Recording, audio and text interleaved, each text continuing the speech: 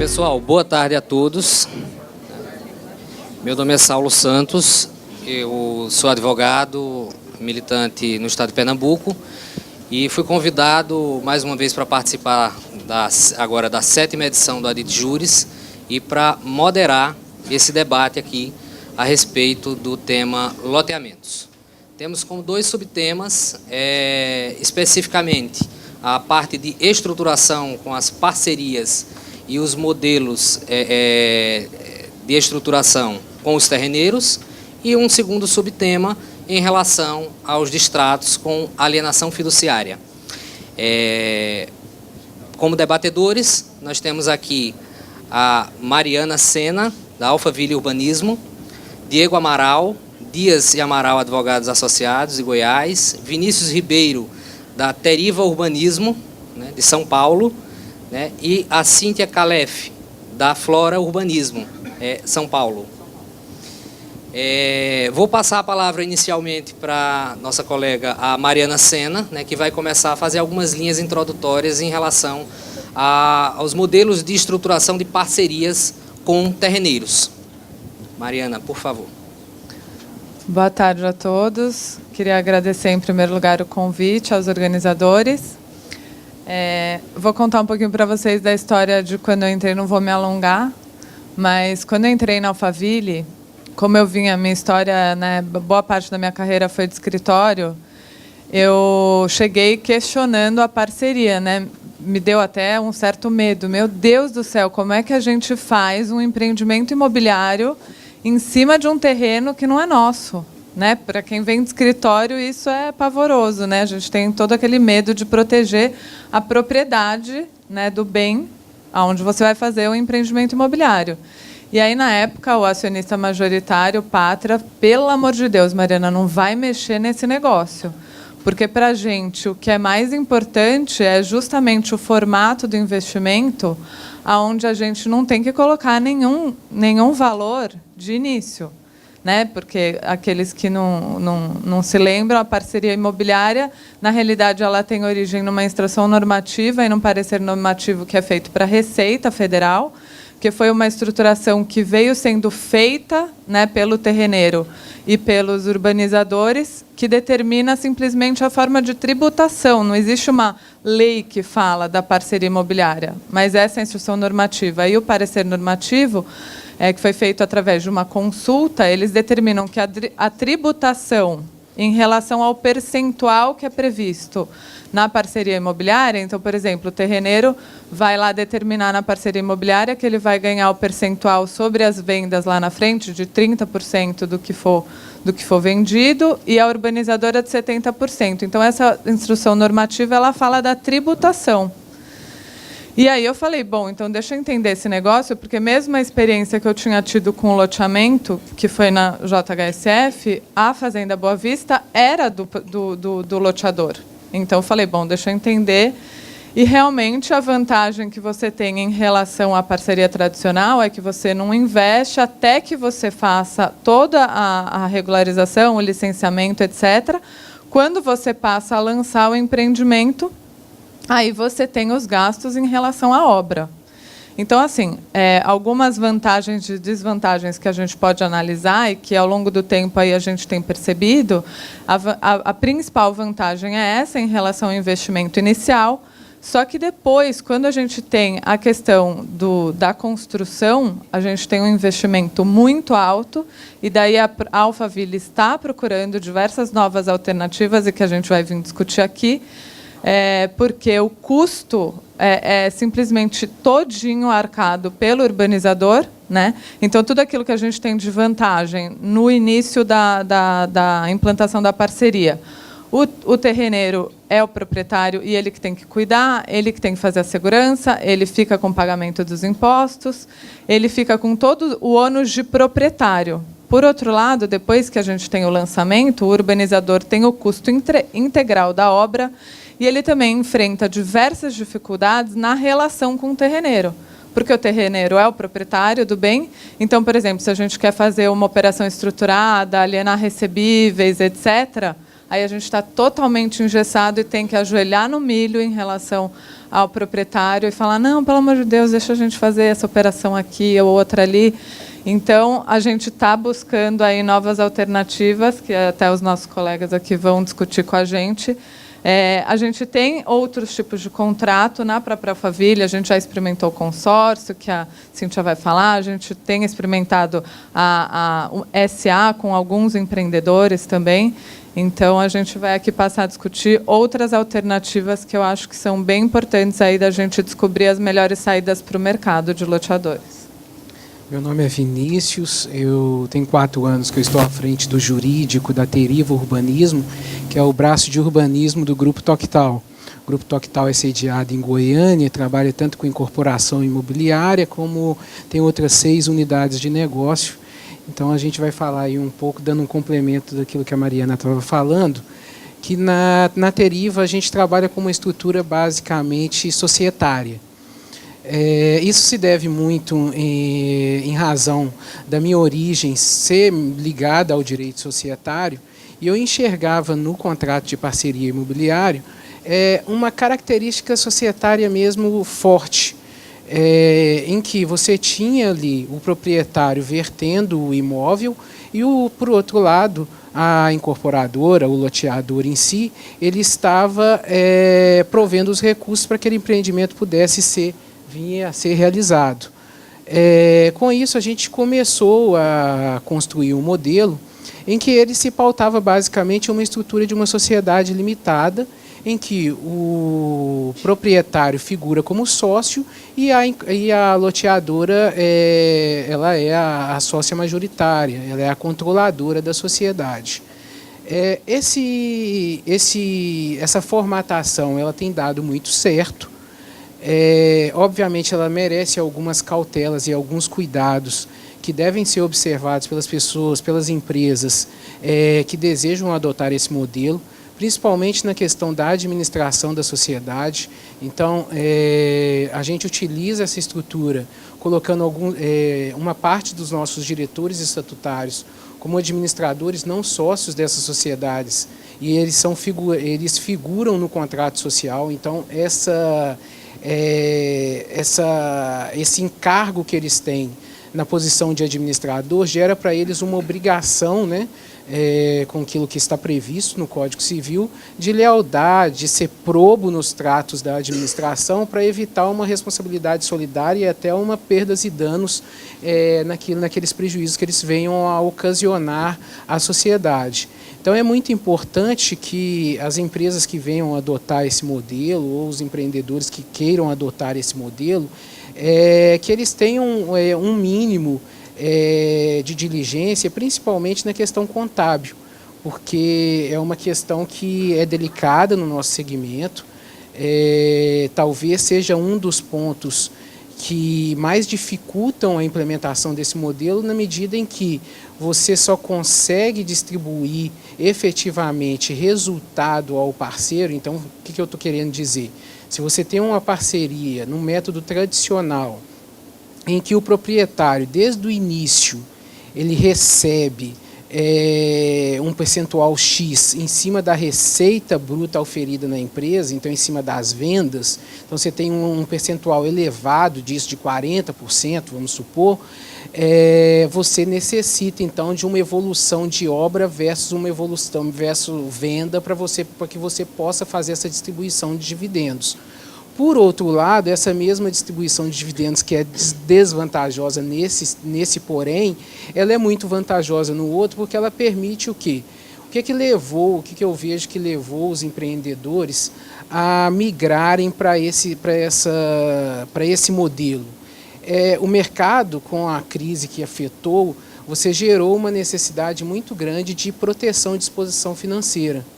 Então, você tem momentos de pagamentos distintos, em que esses momentos de pagamentos distintos, quando realizados à luz do contrato de parceria, no meu entendimento, podem ensejar, como diz, resoluções como a do CARF, que ocorreu em 2011, em que você teve uma tributação tanto da receita pelo próprio loteador nela integral, E a Receita Federal, a Fazenda Nacional, entendeu que aquele era um contrato atípico e tributou novamente quando a parte do proprietário, quando ele recebeu aquela receita, seja na holding dele ou através da pessoa física dele. Então,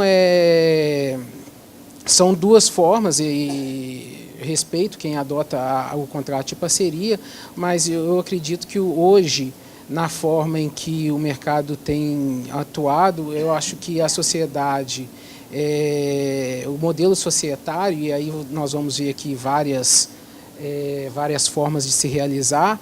No nosso caso, a gente realiza ainda em limitada, mas você pode hoje fazer numa sociedade anônima de capital fechado e utilizar, por exemplo, a estrutura do Golden Share. Você pode também utilizar a estrutura do consórcio. Então, é dentro disso que a nossa proposta aqui é de ilustrar um pouco para vocês. Olá, bom dia a todos. Obrigada pela presença e pela DIT, obrigado pelo convite. Eu sou Cíntia, sou advogada e trabalho há mais de 15 anos já no mercado imobiliário e sempre na área, principalmente na área de urbanismo, fazendo loteamento, parcelamento do solo. E na última empresa que eu trabalhei, eu fiquei nas duas anteriores, empresas que eu trabalhei, eu fiz mais de 80 empreendimentos, sempre lastreado em contrato de parceria, a empresa desenvolvedora, desenvolvendo loteamento na área de terceiros, Ela não era dona do imóvel. Isso, para a empresa de loteamento, é fundamental, para não ter o aporte de valor no momento inicial de compra. O mercado de loteamento não compra terreno, até porque fazendas são grandes, são caras, e o nosso processo é muito longo de aprovação, então a gente não tem como rentabilizar muito rápido isso, então não dá para descapitalizar. E eu trabalhei muito com contrato de parceria, e gosto do contrato de parceria.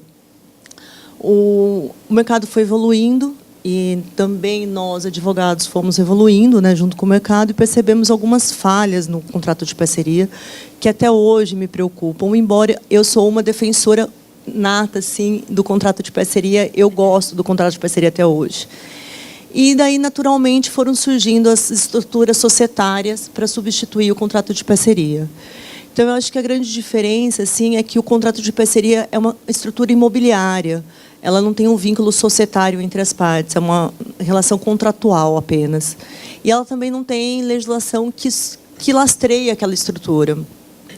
E quando você vai para o modelo de SPE ou de SCP, de Sociedade em Conta de Participação, você já migra para uma estrutura societária. E essa é a grande diferença, porque eu acho que isso é muito importante. Quando você migra para uma estrutura societária, o terrenista, eu acho que é super importante o terrenista entender que o que ele recebe, então, é dividendos. E é este o ponto fraco da estrutura societária que também me preocupa. A gente não tem hoje uma estrutura, eu acho, todo mundo é unânime nesse ponto, uma estrutura ideal. A gente tem estruturas que se adaptam àquele caso ou às necessidades das partes naquele momento. Hoje eu tenho uma posição em uma empresa muito mais terrenista, também desenvolvedora, mas não desenvolvedora de terrenos em área de terceiros, Então, hoje a empresa que eu trabalho, a gente desenvolve terrenos próprios, que é a Land Bank da família, e também a gente tem uma posição terrenista. E hoje, como terrenista, a estrutura societária um pouco me preocupa, porque eu não gosto de ter a sensação de ter o recebível atrelado a dividendos.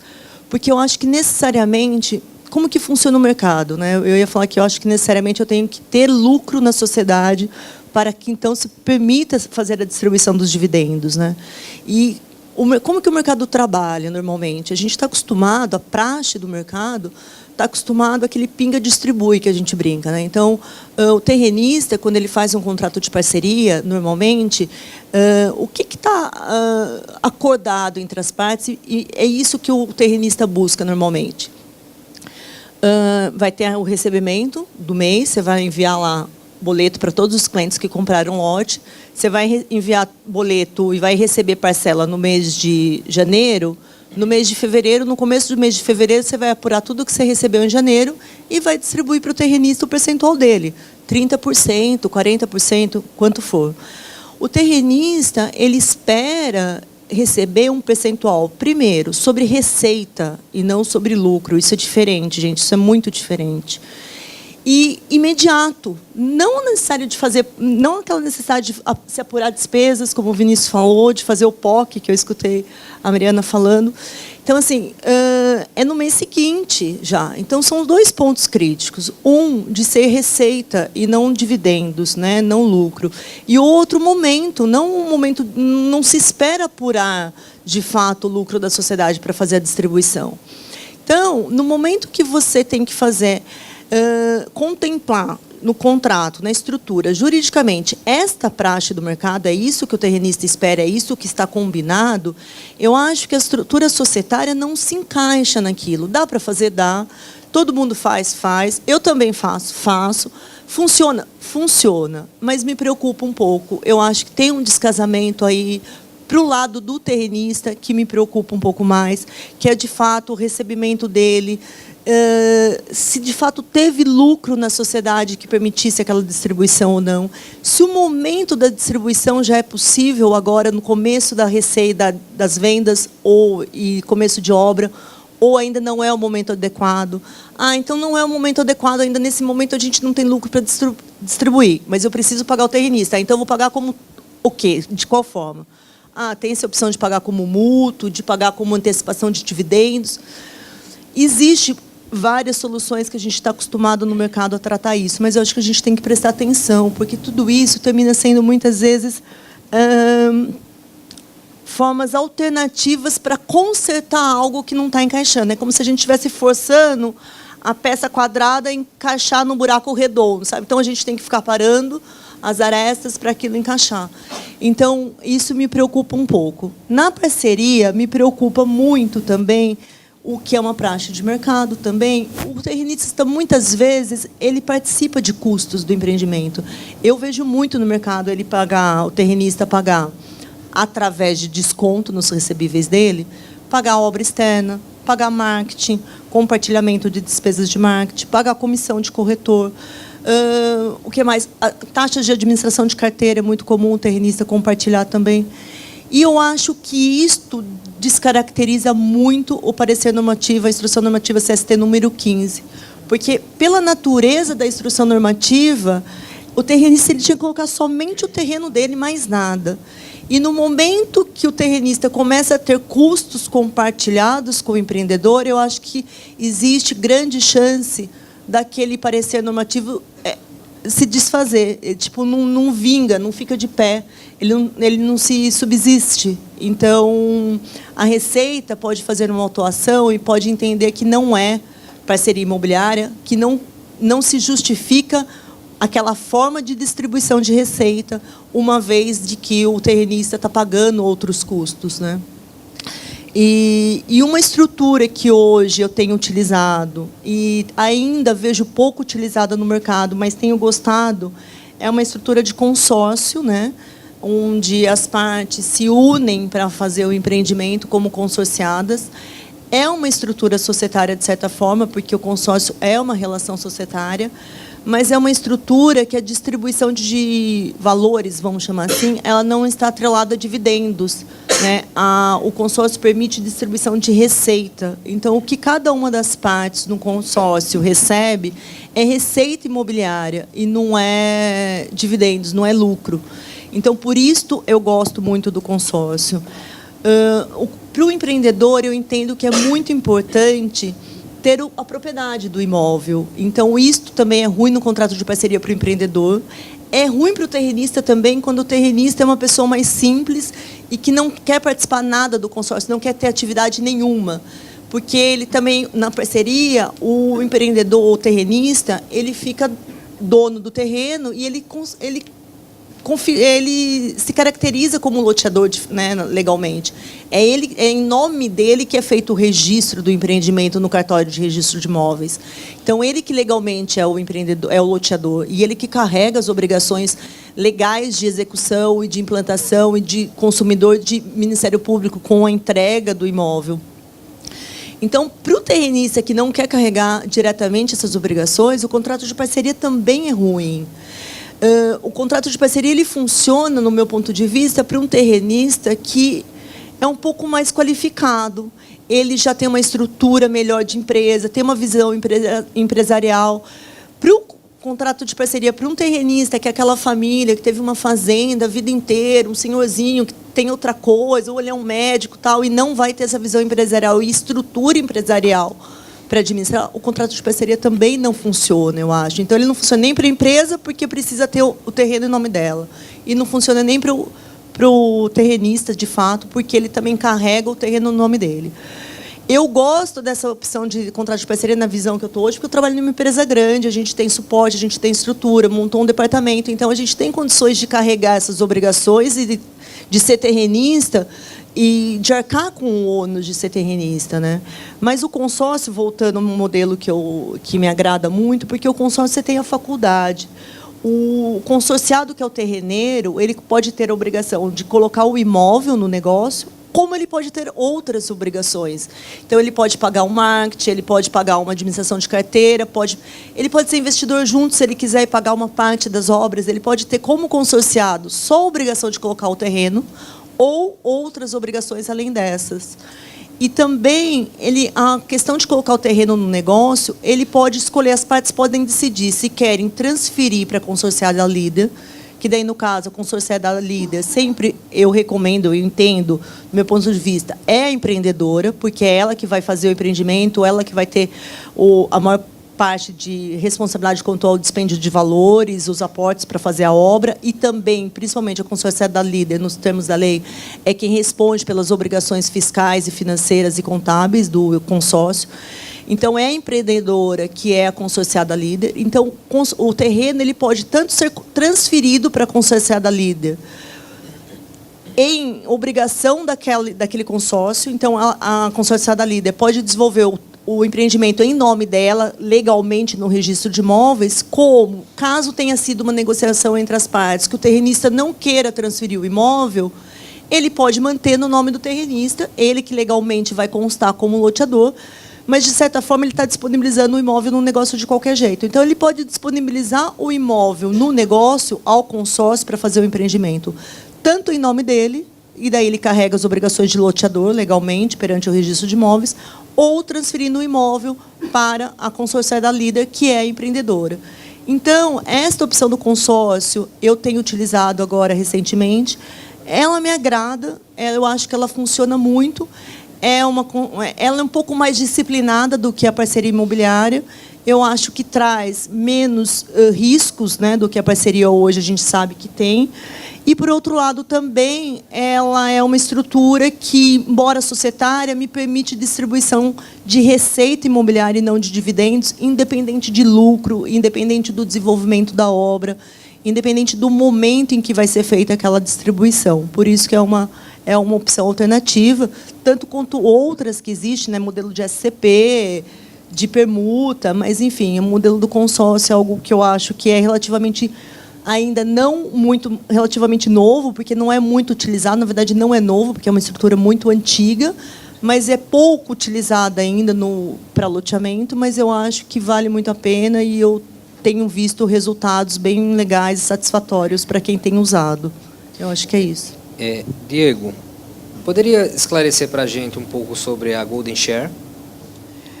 Pois é, bom dia a todos, meu nome é Diego Amaral, sou sócio do Dias e Amaral Advogados, e hoje primeiro, na verdade, eu quero até agradecer o Felipe pelo convite, o Lucas, a Adite, de forma geral, agradecer a presença maciça aqui de quem está prestigiando esse painel, e mais uma vez, eu não sei se o André Abelha está aí, enfim, e todos os outros representantes, levantou a mão ali, todos os representantes do Ibradim. Na verdade, eu acho que a gente não pode perder a oportunidade de falar um pouquinho deste instituto que vai ser tão importante para todos nós. Até um pouquinho antes disso, Saulo, na verdade, eu estava ouvindo aqui os colegas, até pela experiência de cada um, colocando cada modelo, né? E estava pensando aqui que, na verdade, a gente tem, pelo menos esses mais convencionais, quando eu tenho a SPE e a SCP, nada impede que eu faça a parceria para depois migrar para a sociedade. E vejo também que hoje no Código Civil e aí eu fico observando essas questões do que vai dar problema mesmo, a gente tem uma previsão legal em uma interpretação extensiva que a gente possa fazer, além do parecer normativo da Receita Federal. O que acontece? O 425 me dá a liberdade de realizar contratos atípicos, já que no Código Civil a gente tem todas aquelas, o mútuo, a compra e venda e outros que os senhores conhecem tão bem. Então, eu vejo que a gente respeitando as bases contratuais e os princípios, boa-fé, entre outros, eu tenho total liberdade para firmar esse contrato de parceria com base no parecer da Receita Federal, mas também no Código Civil por meio dessa interpretação extensiva. Eu digo isso para aqueles contratos que são constantemente questionados mesmo, principalmente com a relação de estar se pactuando algo que é irregular ou até ilegal pelo fato de não estar na lei. A lei fala, sim, da possibilidade dos contratos atípicos. Sobre a Golden Share, eu acho muito interessante exatamente por conta dessas questões iniciais, e para quem não está visualizando o Instituto, nós estamos falando de um instituto importado das sociedades anônimas para o mercado imobiliário, que é exatamente aquela cláusula especial, né? Por isso até ação de ouro, né? Por isso até a tradução.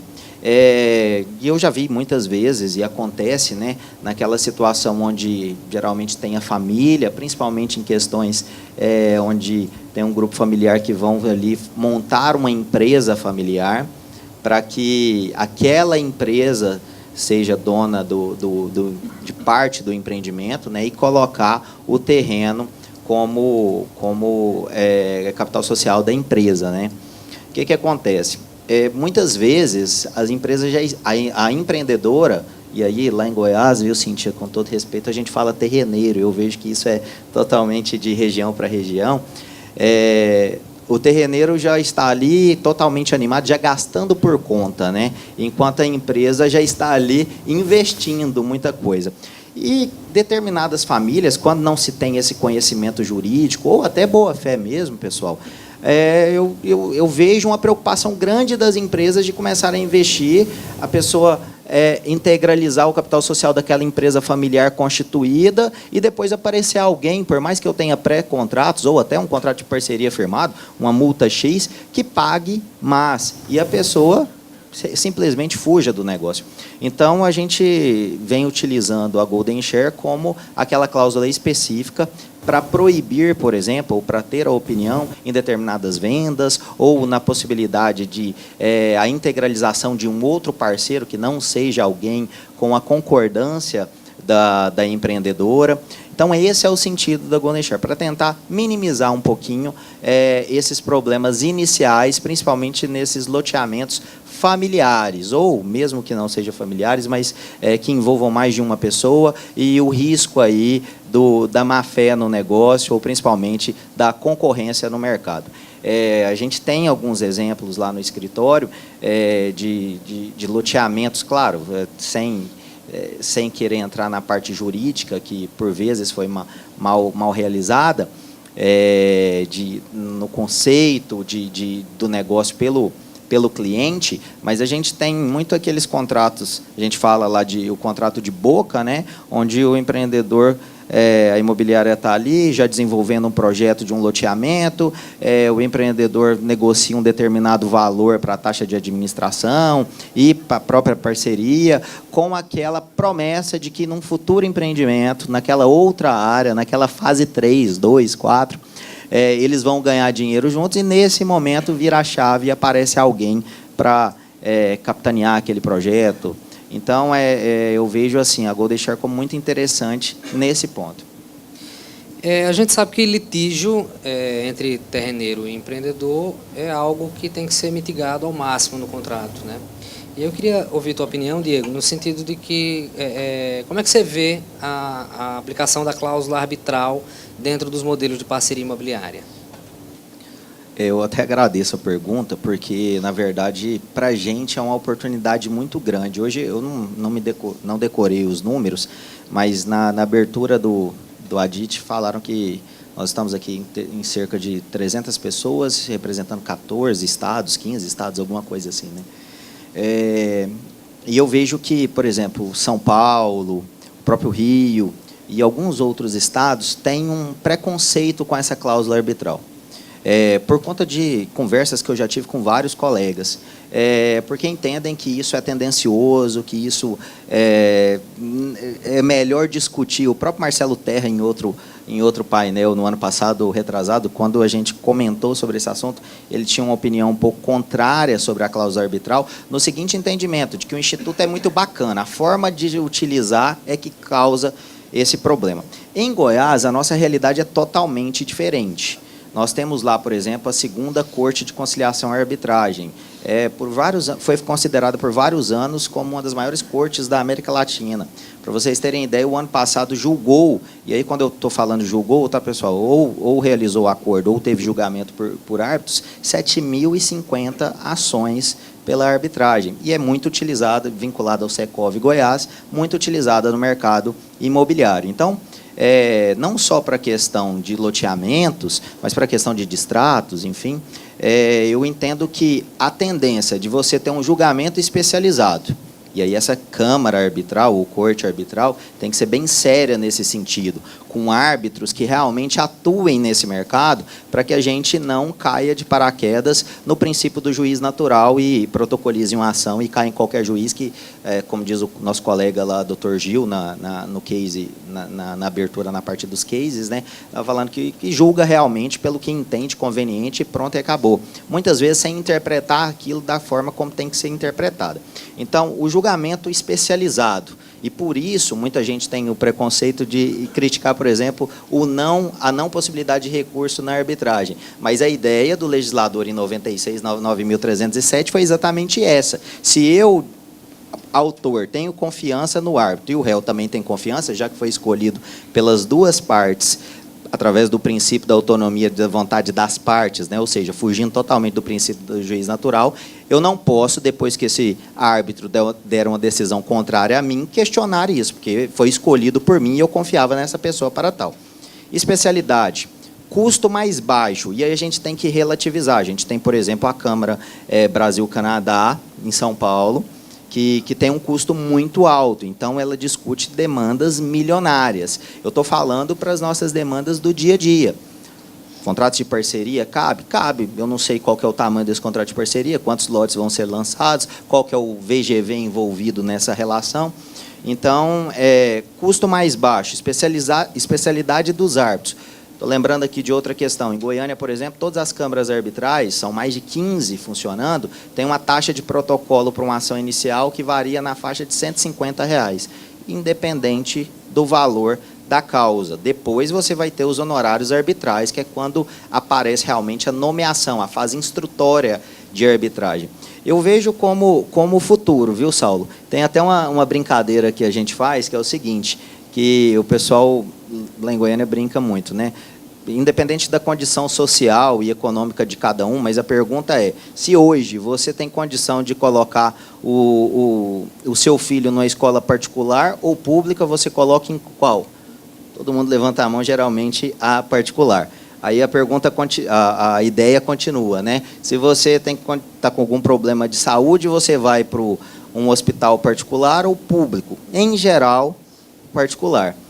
A associação é mais ou menos a mesma. A gente entende que a arbitragem pode ser o futuro aí para a litigância de conflitos, principalmente esses que envolvem o direito patrimonial disponível, que é o caso dos loteamentos e de todos esses contratos na área civil.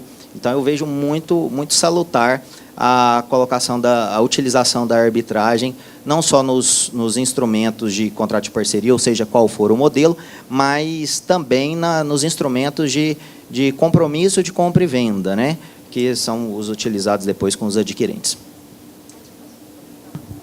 Alô. Oi. Não, na Alphaville, a gente tem questionado um pouco essa situação da arbitragem justamente nos contratos de parceria.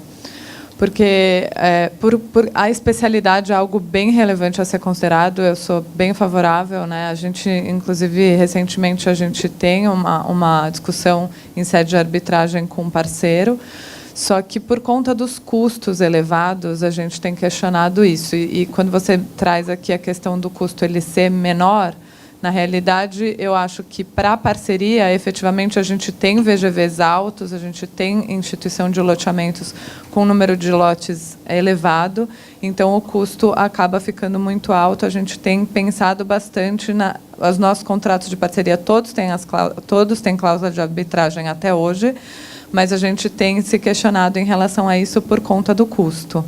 Uma outra questão só que eu queria comentar, que você falou do contrato de parceria ser atípico, com certeza tem a previsão no Código Civil, e é exatamente aí que eu vejo o problema, né? Porque daí a Cíntia trouxe a questão de ele ser utilizado numa forma que ele não deveria, né? A gente acaba trazendo marketing, acaba trazendo outras questões para o contrato que trazem muito a fragilidade em relação ao questionamento. Existem vários questionamentos até em relação ao contrato de parceria ser considerado um contrato de prestação de serviço do loteador para o terreneiro. Então, realmente, esse que eu acho que é a fragilidade em relação a ele ser atípico, por ele não estar exatamente previsto e delimitado numa legislação, a gente acaba se aproveitando disso e, às vezes, numa forma que acaba trazendo desvantagens aí para o contrato de parceria, e um deles é esse questionamento em relação à prestação de serviço. Então, só queria contribuir com isso. Saulo, você me permite só 10 segundos. Eu me esqueci de falar de outra vantagem, se você me lembrou. Na verdade, eu vejo que, em relação à arbitragem, eu falei de custo, eu falei de especialidade, mas eu esqueci de falar do tempo. E aí eu acho que tem que ser levado em consideração. Eu não sei, por exemplo, hoje, quanto tempo estão durando aí os processos de vocês nas mais variadas comarcas do Brasil, mas eu posso afirmar que em Goiânia, em menos de 3 anos, eu não tenho uma sentença de primeiro grau. E quando eu levo isso à arbitragem, em média, pelo menos lá, eu tenho 4 meses para ter uma sentença de mérito. Então, depende da velocidade que eu quero resolver ou não aquela situação. E só complementando também, né, Diego, nada impede que cláusulas de execuções específicas você já possa direto pular a arbitragem e ir direto ao Poder Judiciário. Então, a gente na Teriva, a gente tem a cláusula de arbitragem, trabalhamos geralmente com a Camarb, mas em execuções específicas, de cláusulas específicas, por exemplo, obrigação de integralizar o imóvel, a gente vai direto ao juízo, e decisão recente que eu tive agora no Tribunal de Justiça de São Paulo. O título executivo, que é o próprio instrumento com a assinatura das duas testemunhas. E outra coisa também que eu queria ressaltar, que você falou até que é muito importante, é o seguinte: nada impede, e eu faço isso corriqueiramente, de você ter um contrato de parceria imobiliária. Provavelmente esse contrato vai ser um contrato mais atípico ainda, porque ele vai regular obrigações dentro de uma sociedade. Então, você já regra toda a questão comercial nesse contrato de parceria imobiliária, e depois, só num acordo de sócios, e aí acordo de cotistas, dentro da própria limitada, é amplamente aceito hoje, você regula as questões societárias e coloca aquele contrato de parceria como um anexo. Então, você resolve. Você, num primeiro momento, você tem um instrumento válido, que é um contrato de parceria. Então, uma grande preocupação é você sair da mesa com um documento válido assinado. Então, você sai da mesa de negociação com o terrenista com aquele documento válido assinado, e, posteriormente, você encaminha a constituição da sociedade com um acordo de cotistas. É um tema realmente muito vasto. Acho que daria para a gente ficar, né, com o evento completo do ADIT só para discutir a parceria imobiliária.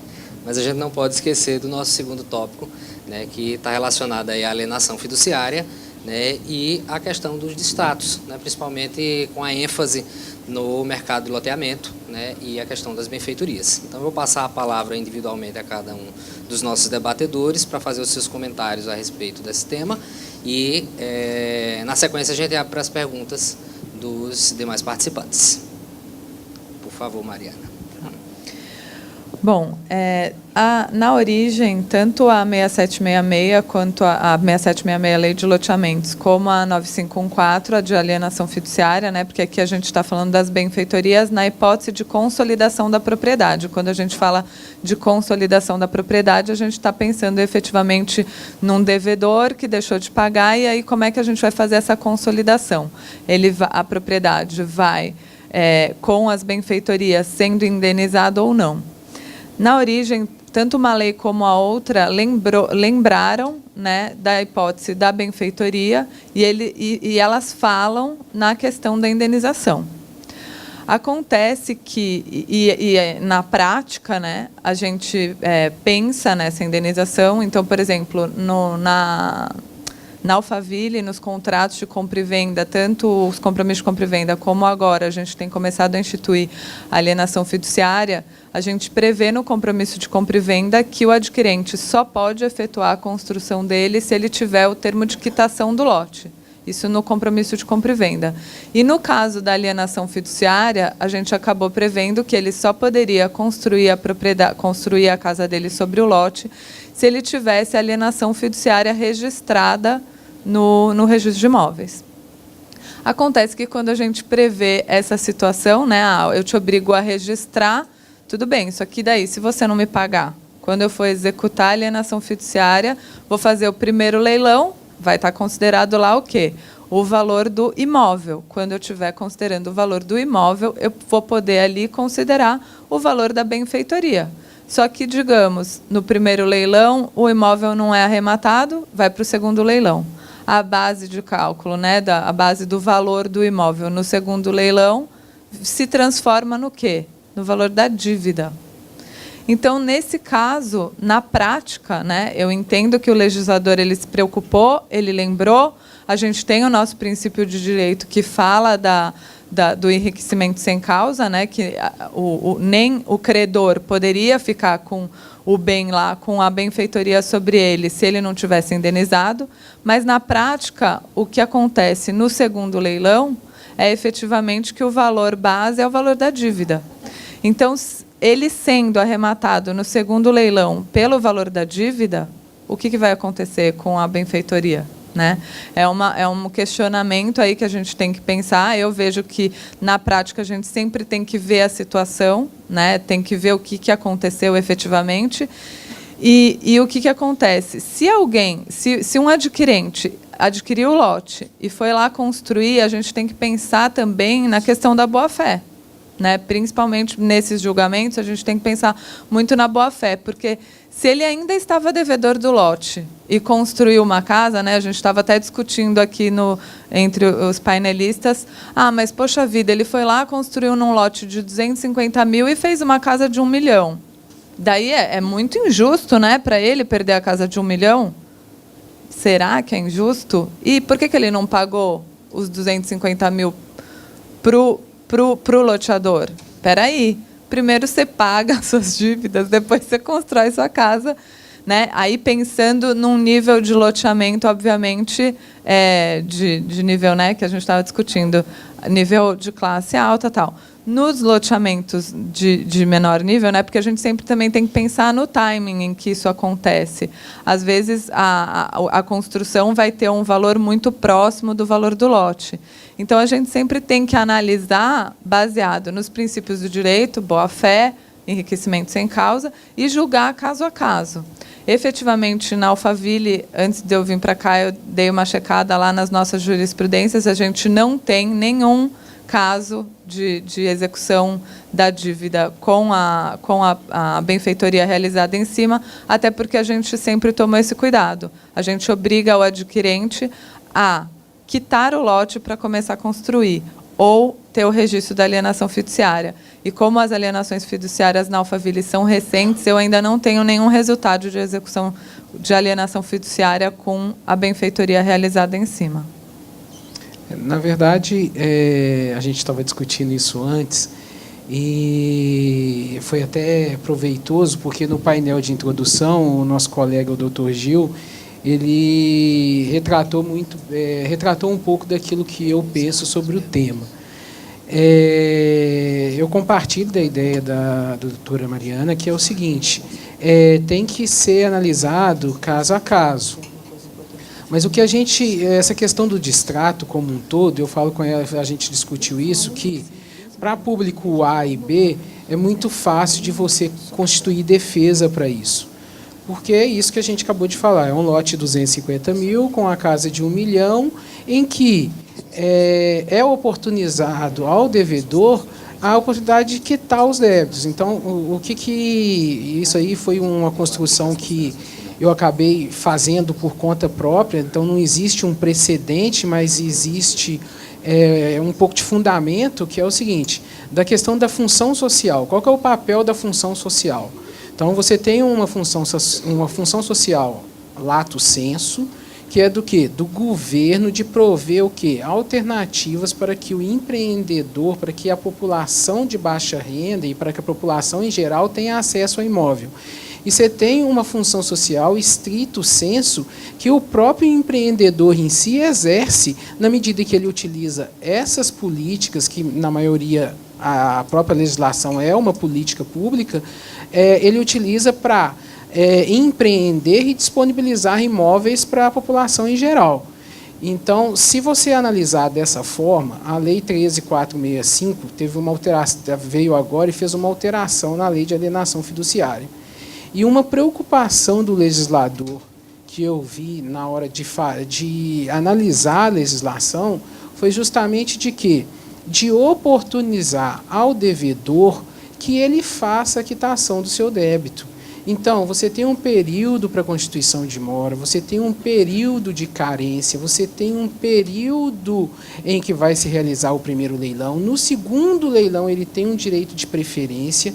Então, é para que tudo isso você não tenha o devedor tolhido o seu direito de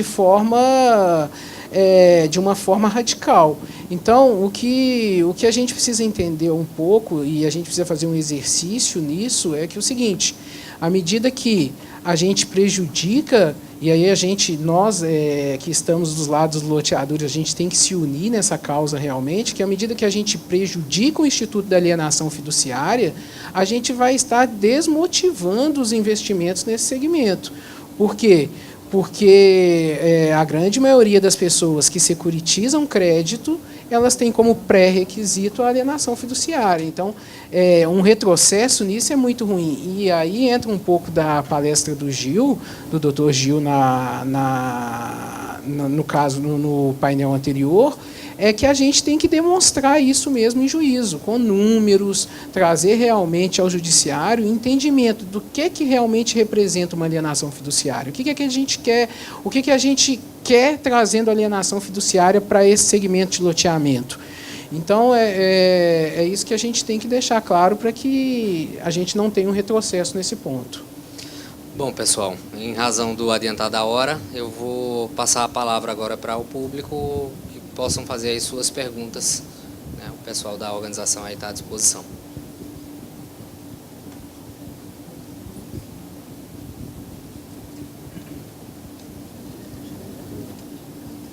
Então, acho que não tem perguntas, né? Então, vamos fazer nossas considerações finais e liberar os senhores finalmente para o almoço. Acho que isso é o momento mais esperado. Eu, pessoalmente, quanto à alienação fiduciária, eu tento trabalhar a alienação fiduciária na venda de lote desde 2011. Eu comecei as primeiras discussões de vender lote com alienação fiduciária em 2011. E eu defendi muito essa estrutura porque era uma necessidade da empresa. Eu acho que o mercado imobiliário de loteamento começou a usar alienação fiduciária por uma necessidade financeira, do mercado de capitais, de emprestar dinheiro, de funding e de fazer securitização. Mas eu, pessoalmente, vou fazer tipo a Rosa Werner agora, sabe? Tipo, eu dou um voto, mas não é o meu pessoal. Eu, pessoalmente, eu não acredito. Eu não acho que a alienação fiduciária encaixa na venda de lote. Eu acho que o loteamento tem uma legislação específica, que é a 6766, que é de 79, anterior a isso, que trata sobre a venda, comercialização de lote, trata sobre a retomada e trata sobre a indenização da construção. Então, eu acho que a alienação fiduciária ela foi adaptada e ela não se encaixa, de verdade, meu posicionamento pessoal. Embora vou defendê-la eternamente, vou brigar para defender a empresa sempre, mas eu, pessoalmente, acho que ainda tem que ser adaptada, tem que ser melhorada, a legislação tem que melhorar, tem que vir uma legislação nova. O quadrado no redondo de novo. Bom, sobre as minhas considerações em relação a esse assunto, antes de fazê-las, não tem como, viu, Saulo, você me desculpe, eu sei do adiantar da hora, mas não tem como a gente não falar dos distratos que vão repercutir depois nas benfeitorias. Impossível eu não falar disso. Hoje a gente tem aí a tramitação já em fase conclusiva, o projeto do Russomano, que estabelece lá 10% de retenção em cima do valor pago, em cima do valor do contrato, da venda, né? Como retenção em relação a isso aí. Bom, o Dr. Gil falou muito bem sobre distratos, mas antes, eu acho que a gente tem que ter a visão aqui, a visão que os nossos legisladores não estão tendo. Porque quando eu vou discutir distrato em incorporação é uma coisa, quando eu vou discutir distrato em loteamento é outra, e quando eu vou discutir em fractional é outra. Porque eu trabalho com uma média aí de uma incorporação com financiamento direto com o incorporador de 36 meses. O loteamento eu vendo até 180 meses, são 15 anos pagando. Aí eu pergunto para vocês, a pessoa então... Oi? Pois é. Aí a pessoa chega lá no 14º ano e quer distratar com você retendo somente 10% e ela tendo que receber tudo de forma atualizada, com alguns juízes dando até juros, porque o empreendedor é o culpado, deve ser, né? Bom, e o fraccional que aí tem uma outra variação, que varia aí de 82 meses até 105, 106. Quer dizer, as realidades são todas diferentes. Talvez na lei do fraction, estou vendo a doutora Danitza aqui do painel anterior, a gente ainda poderia tentar alguma coisa, não está no texto de lei, para já fixar o percentual de distrato. A gente teve uma conversa muito profícua com a CEBIC no fim do ano passado, e o presidente garantia que o presidente Temer iria editar uma MP para fixar essa questão dos distratos e qual seria o percentual cabível. Não deu para peitar o mercado consumerista. Naquele momento, a crise poderia ser pior e não foi levada em consideração. E a gente fica aí, vendo se a gente consegue de 10% a 25%, como o doutor Gil colocou lá, quando a gente acha uma decisão do STJ de 20%, de 25%, a gente comemora, porque está fora da realidade. E só para vocês terem uma ideia em relação a loteamento, em 2016, o Tribunal de Justiça do Estado de Goiás, logo depois do novo CPC, quis editar uma súmula estabelecendo nas súmulas 10% em cima do que o cliente pagou. O mercado imobiliário se uniu para discutir isso. O mercado imobiliário, junto com a OAB, a Comissão de Direito Imobiliário e Urbanístico da OAB Goiás, que eu tenho a honra de presidir, nós discutimos isso junto ao Tribunal de Justiça para mostrar que era incabível. Para demonstrar essa situação, o Secov Goiás contratou a Tendências Consultoria de São Paulo e entregou para a Tendências Consultoria, Saulo, vários cases de loteamento com vários anos diferentes. Loteamentos antigos, loteamentos novos, loteamentos de tempo intermediário, loteamentos de classe mais baixa, loteamento de classe alta. E o que a Tendências Consultoria avaliou foi custo administrativo, custo operacional. No início, você tem, se o loteamento é novo, você tem um custo de administradora maior, porque tem mais distratos, porque tem mais emissão de boletos. Se o loteamento já é antigo, ele já está quase finalizando, então o custo diminui. Bom, o que a Tendências Consultoria sinalizou foi o seguinte: hoje, para o empreendedor, hoje, 2016, né, no caso, para o empreendedor não ter prejuízo, o percentual cabível de retenção seria 37% do que o cliente pagou. Estudo realizado por eles. Então, quando a gente analisa isso, tem que analisar dessa forma. Para fins de loteamento, eu também entendo como foi colocado aqui pela Cíntia. Nós temos a Lei 6766, compromisso de compra e venda, atrasou 3 parcelas, notificação via cartório, se não tomou posse, rescinde automático, vamos embora, vende o lote de novo. Se tem benfeitoria, a juíza a ação, a gente lá em Goiás utiliza muita corte de arbitragem, consegue a rescisão pela corte e pede a reintegração. Vai só executar isso no judiciário. Média de 6 meses a 1 ano, se a pessoa não der muito trabalho, você consegue a retomada do lote. Porque não compensa alienação fiduciária para lotes de menos de R$50 mil, loteamento popular, loteamento mediano. Não tem sentido o empreendedor pagar o registro daquele contrato e ter um custo com isso, com alienação fiduciária. Analisando do ponto de vista da alienação, e eu estou 2 minutos encerrando, eu vejo o que um colega comentou aqui. Nós temos lá na Lei de Alienação Fiduciária o artigo 24, inciso 6. Se eu prever isso, o preço para fins de leilão no contrato, eu tenho que prever o preço no contrato e os critérios para a sua eventual revisão. Quando eu vou no 27, no parágrafo 5º e 6º, eu observo outra situação, porque aí eu tenho a questão do segundo leilão. No segundo leilão, ele vai ser vendido pelo preço que se apurar, e o remanescente, o que sobejar, eu vou devolver para o cliente já considerada a benfeitoria. E quando eu vejo o parágrafo 7, fala o seguinte: se eu não chegar nem no valor da dívida, acabou, extinguiu o procedimento. Quando eu vou no Código Civil, eu vejo o 1.219 e vejo o 1.220. O 1.219 fala que, se eu tiver boa-fé, serão indenizadas as benfeitorias úteis, necessárias e voluptuárias. O 1.220 fala que, se tiver má-fé, serão indenizáveis as benfeitorias necessárias. Bom, a partir do momento que há a consolidação da propriedade na alienação fiduciária, para mim, esse possuidor está de má-fé. Então, ele teria, sim, direito às benfeitorias necessárias. Mas isso tudo vai depender de como você vai colocar lá no contrato, com base no 24.6. Inciso 6. Por quê? Porque tem lá a previsão. Eu vou colocar um preço e quais os critérios para sua avaliação. A gente precisa ver. E, antes disso, precisa ver ainda se essa pessoa realizou essa benfeitoria de forma legal. Se houve ART, se houve projeto da prefeitura, que no loteamento popular, por exemplo, a gente vê que é totalmente de forma irregular. E o judiciário tem aprovado essa situação. Recentemente tive um caso onde o judiciário questionava, o Ministério Público estava junto nessa uma ação civil pública de um loteamento, aí nós argumentamos com o Ministério Público: mas espera aí, se não tem a regularidade, a legalidade para a construção, você, Ministério Público, está aprovando a devolução dessa indenização? Aí o promotor não tinha ainda feito esse raciocínio. Bom, pessoal, são essas minhas considerações. Desculpa, mas... Pessoal, agradeço a presença de todos. Obrigada. O nosso painel. Muito obrigado. Obrigada, gente.